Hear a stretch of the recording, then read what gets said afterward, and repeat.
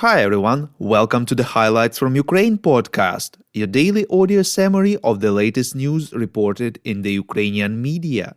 We are a non-commercial initiative of just two people and we need your help to grow. Share information about the podcast, rate us in the apps, subscribe to our Patreon. With your support, we are getting better. My name is Artem and here is the news. 254 days less the Russian invasion of Ukraine. U.S. National Security Advisor Jake Sullivan visited Ukraine yesterday, reports Ukrainska Pravda. Sullivan said that the U.S. refuses to negotiate with Russia, which puts forward unacceptable conditions in effort to secure already occupied territories of Ukraine for itself. First of all, Sullivan emphasized that negotiations with the Kremlin, if they ever take place, should include Ukraine and begin with the complete deoccupation of Ukrainian territory. He said that the US is informed about Ukraine's needs to continue the occupation of the Kherson region and will provide the requested support. Sullivan stressed that regardless of the results of the elections to the US Congress, which will be held on November 8, bipartisan support for Ukraine will remain. The National Security Advisor emphasized that he was not talking about probable, but about guaranteed support.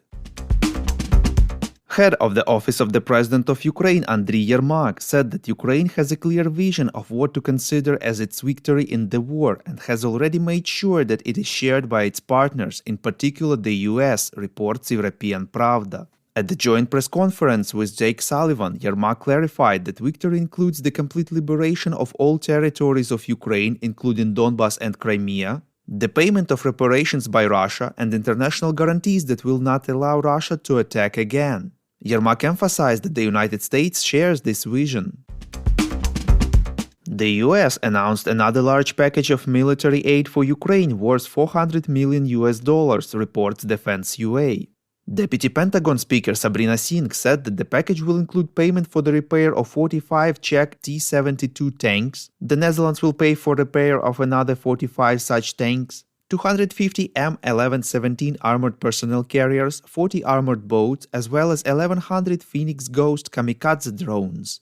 Singh believes that the first repair tanks will be sent to Ukraine in December, but she has no exact deadlines for completing the deliveries. The Deputy Speaker of the U.S. Department of Defense noted that these tanks were included in the package due to the fact that the Ukrainian military already knows how to use them. She also said that the military assistance package includes Hawk medium-range air defense systems, which can destroy enemy aircraft and missiles. Earlier, Spain announced plans to transfer such systems to Ukraine. Experts point out that this large package of support won't be provided fast, as many of the items will need to be either produced from scratch or repaired.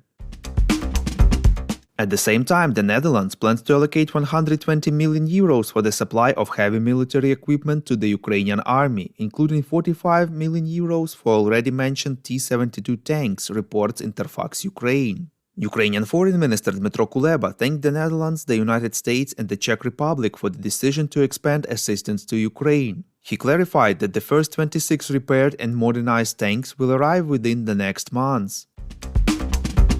In his evening video address, President Volodymyr Zelensky informed that the most fierce fighting throughout this week was concentrated in Donbas, Bakhmut and Soledar areas. He said that in these and some other directions in the Donetsk region, the Russian army has already spent as many lives of its people and as much ammunition as it probably did not spend in the two Chechen wars combined. The president believes that the real level of Russia's losses is concealed from Russian society.